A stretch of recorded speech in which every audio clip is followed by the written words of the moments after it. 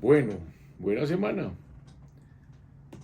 Habíamos dejado, estamos en López Pumarejo terminando para poder hacer el enlace con Eduardo Santos, pero voy a resaltar quiénes aparecen. Hay unos problemas ya dentro del Partido Liberal, porque el Partido Liberal eh, anda confundido por su liberalismo clásico, liberal de libertad, dejar hacer, dejar pasar, o sea, Estado gendarme, simplemente cuida, vigila, pero no intervengas, deja que la economía, que es una mano invisible, actúe.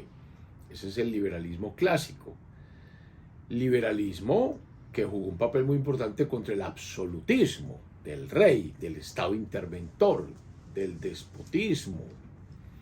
Por eso en el liberalismo que da lugar a las revoluciones burguesas, a la revolución americana, a la revolución francesa, y que había dado lugar a la rebelión de los comunes de Cromwell, por allá en 1640 en Inglaterra. Ese liberalismo se contagia con ese socialismo y entonces el Partido Liberal ya no se sabe si es socialista o es liberal clásico. En el gobierno de López Pumarejo esas tendencias se acentuaron, porque por un lado aparecieron hombres, por ejemplo, en su gabinete, en el gabinete de Alfonso López Pumarejo, hombres como Darío Echandía, ya ministro, y ese es socialista, es más ateo. Darío Echandía, de Chaparral, Tolima. Aparecen hombres como Alberto Lleras Camargo, otro periodista muy importante. Nunca dijo nada que no hubiera escrito antes. Alberto Lleras Camargo. Jorge Soto del Corral, que fue más adelante, en medio de la violencia política, en una balacera en el Congreso, terminó cuadrapléjico. Le dieron un tiro en el Congreso, en la columna vertebral. Antonio Rocha, hombre importante en la Universidad Externa de Colombia. Antonio Rocha. Y eso es dentro del Ministerio de López. Y como próximos a López, el poeta Jorge Salamea, Enrique Caballero Escobar y Jorge Padilla. Y en la prensa, habíamos dicho que aún dentro de su misma familia y allegados también habían personas que opinaban diferente. Por ejemplo, su hermano, Eduardo López Pumarejo, que se hizo del lado de los bananeros. Aquiles Arrieta, Pedro Juan Navarro, quienes se opusieron a muchas de esas normas renovadoras o innovadoras de la reforma del 36. Y en la prensa, porque hablaremos ya de esto, en El Tiempo especialmente aparece el famoso Calibán, donde, aunque era un gran anticlerical, como los liberales. ¿Por qué los liberales clásicos son anticlericales? Porque la iglesia, es decir, el clero, la clerecía, siempre estuvo cerca del monarca, o sea, el poder absoluto. O sea, las investiduras, aunque querellaban, se querían. La querella, las investiduras entre el Papa y el emperador, también se respetaban y se necesitaban. El rey se unge con el óleo del Papa o del obispo. Entonces Calibán era anticlerical, como buen liberal, pero tampoco era socialista.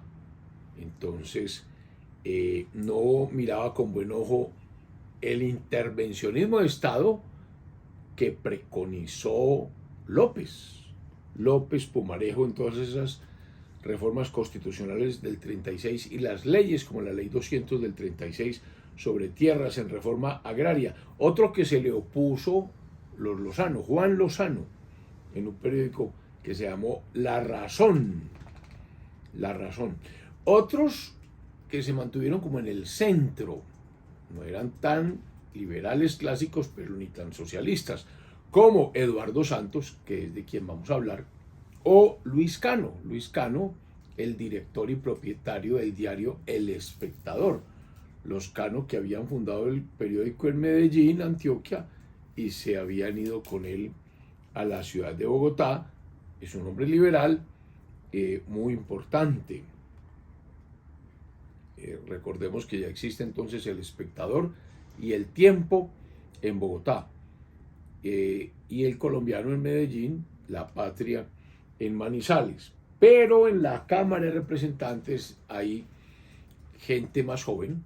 Cuando uno hace carrera política, los más jóvenes llegan a la Cámara, y estos jóvenes son más radicales, menos liberales clásicos, más inclinados al socialismo, y en ellos están lo que la historia conoce como la izquierda liberal. Diego Montaña Cuéllar, que después fue comunista, Diego Montaña Cuéllar, y nada más y nada menos que Jorge Eliezer Gaitán. En el gobierno de López estaba en la Cámara Jorge Eliezer Gaitán, Carlos Lozano, Carlos Lleras Restrepo está en la Cámara, que después fue presidente de Colombia. Carlos Lleras Restrepo.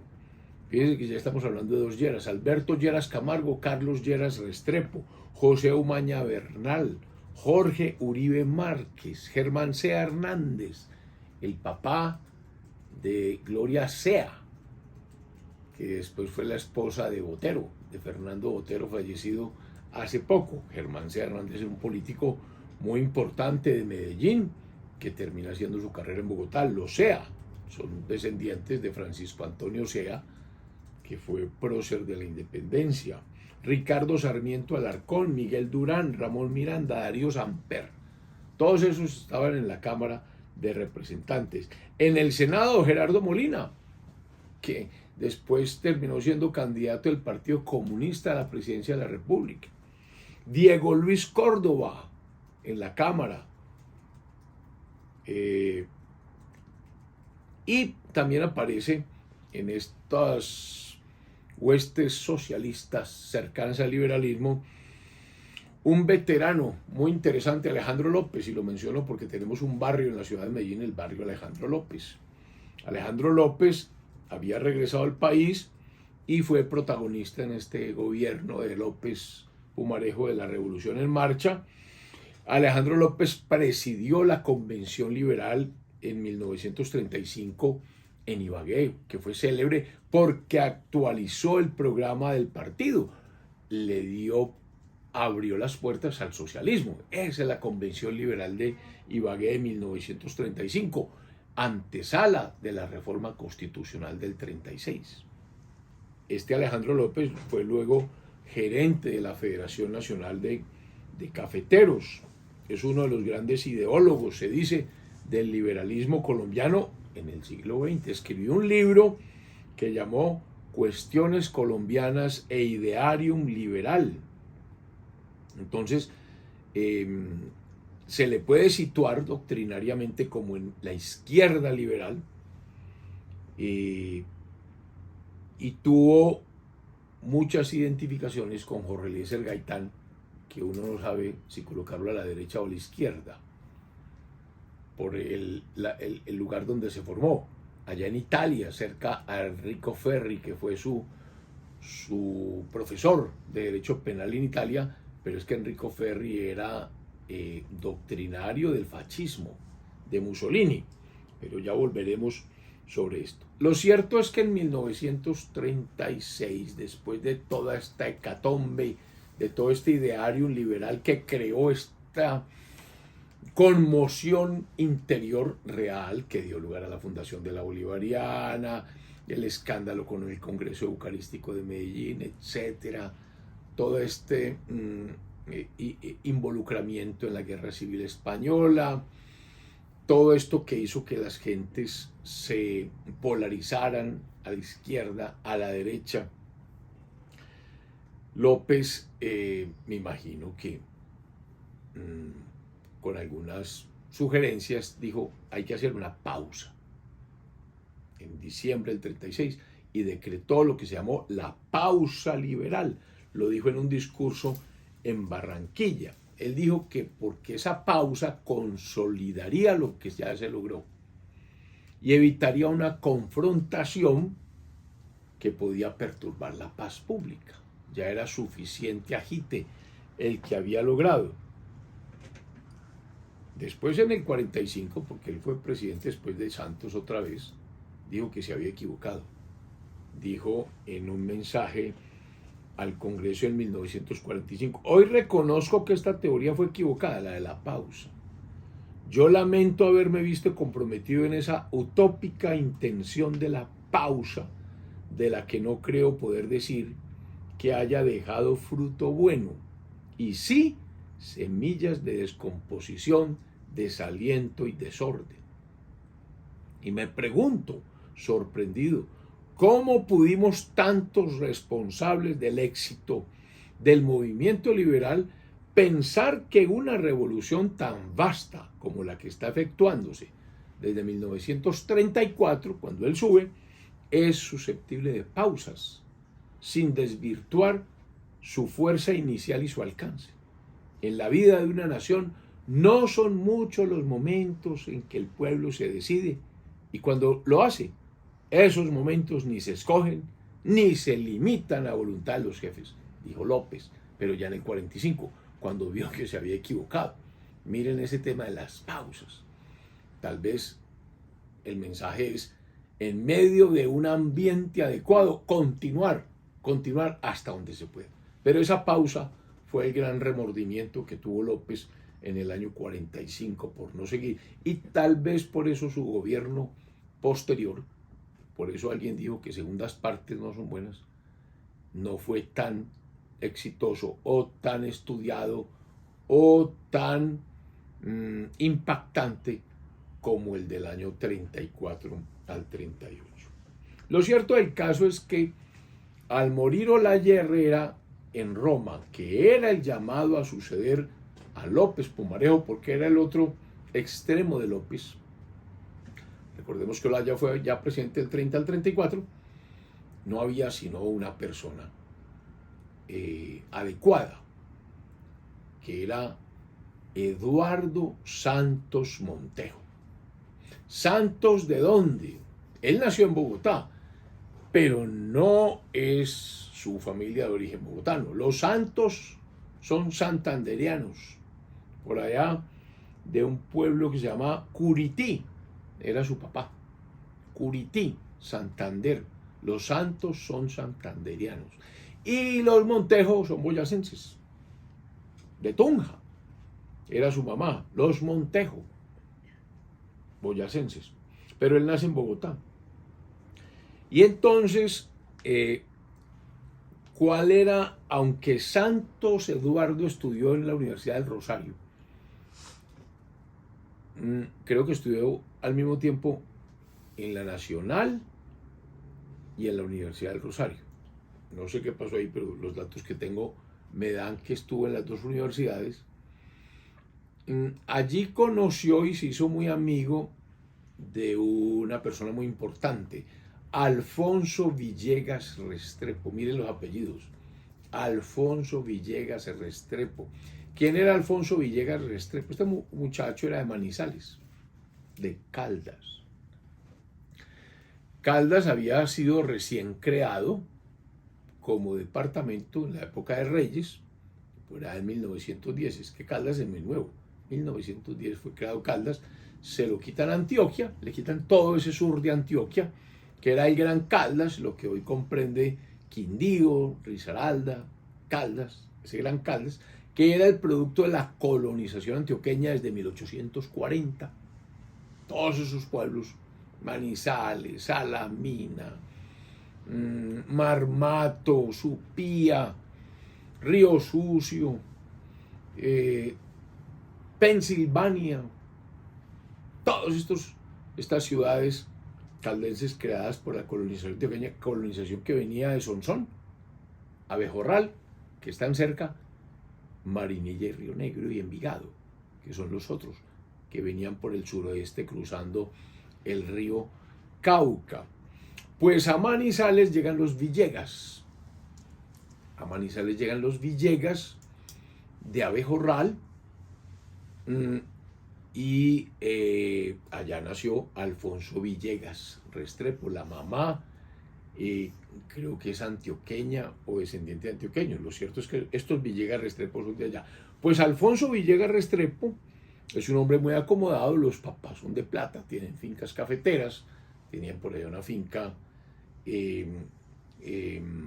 por Santa Rosa de Cabal, si mi memoria no me falla, y tiene una hermana muy bonita, muy inteligente, muy preparada, Lorenza Villegas Restrepo. Entonces Alfonso Villegas Restrepo es amigo de Eduardo Santos.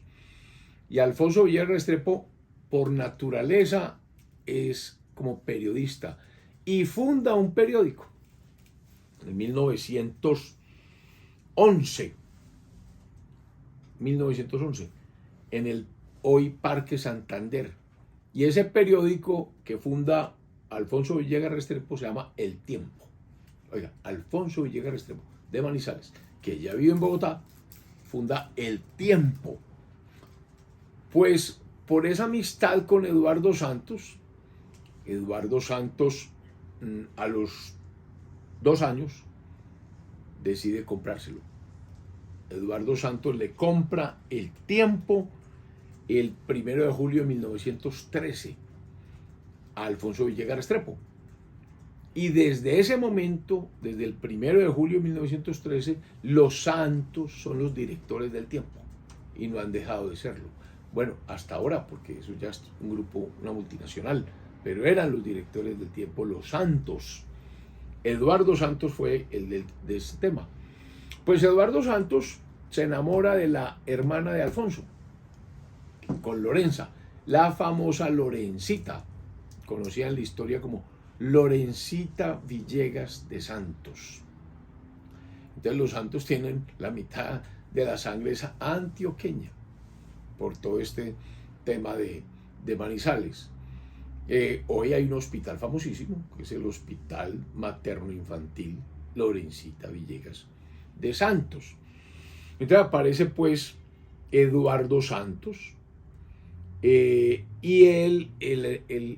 la pasión de Eduardo Santos es el periodismo. Él termina casado con Lorencita en 1917, 4 años ya que llevaba como director del Tiempo en 1917. Santos entonces es el presidente de Colombia en 1938, después de López Pumarejo. Del 30 al 34, Santos es presidente del 34, del 38 al 42. Observen el periodo tan importante, después de López, que es 34-38, que hizo tantas cosas. Y en el momento en que se posesiona, el día anterior, recibe una carta del directorio conservador, firmada por Laureano Gómez, nada más y nada menos, Jorge Vélez y Miguel Jiménez López. Recordemos que el Partido Conservador se había declarado en abstención, la abstención del partido de Laureano. Por eso López hizo y deshizo. Por eso logró la reforma constitucional del 36. Por eso estableció el derecho de huelga. Por eso la reforma social agraria. ¿Culpa del conservatismo? Probablemente. Calculó mal todos los alcances de su no participación, porque le dejaron la vía libre al liberalismo en pleno, y este hizo y deshizo en la reforma del 36. Pues ahora tal vez se dieron cuenta de ese error y le mandan una carta a Santos, conociéndolo a él, que era una persona distinta a López Pumarejo, que había llegado allá, que era periodista, que había llegado allá por el fallecimiento de la Herrera, una parte en el que le dicen que desde 1934, o sea, con López, el Partido Conservador no había podido participar por imposibilidad física e invencible. Es decir, porque no tenían cédula, porque la cédula la estaba manejando el gobierno. Así dijeron. Santos se impactó mucho por esa carta y al otro día que se posesionaba, da un discurso en el Congreso de la Garantía y da en el Congreso de la República y da plenas garantías al Partido Conservador. Miren lo que pasa. Eduardo Santos es una persona no radical o no tan radical como Alfonso López Pumarejo. Y el Partido Conservador entonces empieza a actuar y empiezan a viajar porque habían elecciones, no presidenciales, pero sí se venían las parlamentarias, los consejos, las asambleas. Entonces, inclusive Laureano Gómez, Amadeo Rodríguez, Carlos Echeverri Cortés le dirigen a Santos un telegrama. Miren el telegrama que le dicen. Hemos recorrido Santanderes disfrutando plenas garantías, concedidas autoridades su ilustre gobierno. Complacidos comprobamos, empieza en Colombia, anhelada convivencia. Saludámosle respetuosamente. Ese es el mensaje. Ahora, recordemos pues que Santander es conservador. Entonces, dice, estamos viendo que se puede hacer política. Están contentos, están tranquilos, pero las cosas no son tan fáciles. Esto se prende muy fácil por cualquier cosa. ¿Por qué? Porque se le vino a Santos, a Eduardo Santos, la Segunda Guerra Mundial. La Segunda Guerra Mundial. Ya el mundo estaba dividido. Stalin llevaba 14 años de gobierno. 14 años para los que piensan que el comunismo es democrático. 14 años de gobierno. Allá se instala una clase gobernante y no sueltan el poder nunca. Allá se mueren de viejos. Recomiendo La rebelión en la granja de George Orwell para que la lean. 14 años llevaba Stalin. Y obviamente los otros también. Todos los socialismos. Hitler llevaba 5 años de gobierno cuando entra Santos en 1938. 5 y no iba a soltar el poder. Mussolini, Benito Mussolini en Italia llevaba 15 años, al igual que Stalin. O sea, estos dos llevaban el mismo tiempo. Por un lado Stalin, por otro lado Mussolini. Mussolini el fascismo, Hitler el nazismo, Stalin el comunismo, los ismos, los totalitarismos.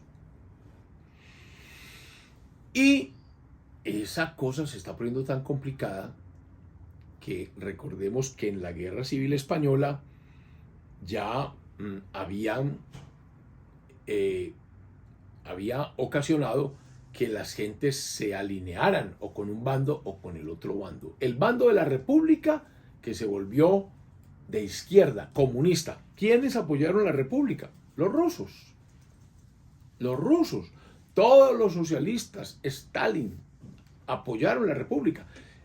Fueron a la Guerra Civil Española cantidades de personas que se alistaron en el Ejército Rojo de la República para defender la República. Y también hubo personas del otro lado que se adhirieron o apoyaron a Franco, que eran los nacionalistas. Por ejemplo, Italia y Alemania, el eje. ¿Por qué se le llama el eje? Porque esa unión entre Italia y Alemania era Roma-Berlín. Ese era el eje Roma-Berlín. Entonces, cuando ya Francia e Inglaterra, que habían apoyado la República, ven en lo que se está convirtiendo eso que es izquierda total, socialismo, ya se alejan y no apoyan más a la República Española y dejan que ese problema lo arreglen los españoles.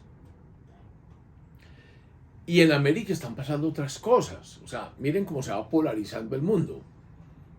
Nazismo, fascismo, comunismo. Más lo que pasa en España, que es como un laboratorio. Guerra entre republicanos, que son de izquierda, y nacionalistas, que son de derecha.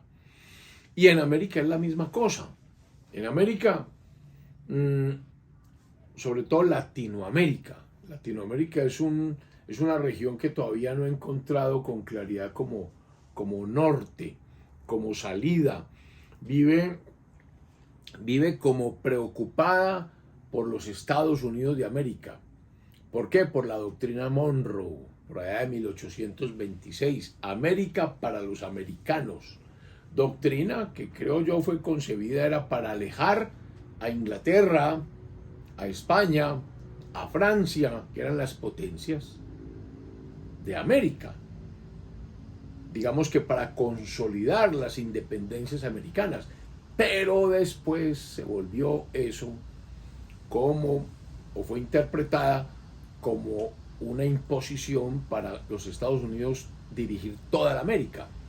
Y entonces hubo una rebelión. O sea, que Estados Unidos se convertía en el hermano mayor sin que los hermanos menores quisieran que fuera el hermano mayor. Entonces ya hay una tirantez entre los Estados Unidos y Latinoamérica. Tirantez que coge mucha fuerza en México. Tirantez que se vuelve más fuerte por lo de Panamá. Esa teoría del presidente Roosevelt, pero no Franklin, sino Teodoro Roosevelt, que se tomó Panamá a la fuerza, creó mucha molestia aquí en Latinoamérica. Entonces aparece en Argentina Perón, un militar. Le dan un golpe de estado al régimen civil de Argentina. Perón está seducido por el nazismo. Ojo pues, Perón, el peronismo. Todavía se dice que los Kirchner son peronistas, que este otro presidente que hubo en Argentina, de patilla larga, hasta hace poco, que se casó con una presentadora, era peronista. El peronismo tiene gran afinidad con el nazismo. Y entonces hay muchas complicaciones, porque estalla la guerra, de lo que hablaremos la próxima semana. Estalla la guerra y pensamos que la guerra no iba a llegar a América, y efectivamente llegó a América. Por eso tantos nazis terminan alojados en Argentina, y los judíos vienen a buscarlos a Argentina. Ojo con Argentina, con Perón, que es el que inspira los regímenes militares acá, porque es un socialismo-nazismo. Recordemos todo eso que es tan importante. Quien se inventó el socialismo como totalitarismo fue Benito Mussolini. Y ese fue, lo que pasa es que después tira o apoya el nazismo, pero sin renunciar a ese socialismo totalitario. Bueno, se nos acaba el tiempo, entonces dejaremos aquí para continuar explicando la próxima semana todos estos enlaces entre la historia política de Colombia y la Segunda Guerra Mundial. Feliz semana. Si te gustó este capítulo, dale like y suscríbete a este canal, que ya vamos en 142 capítulos.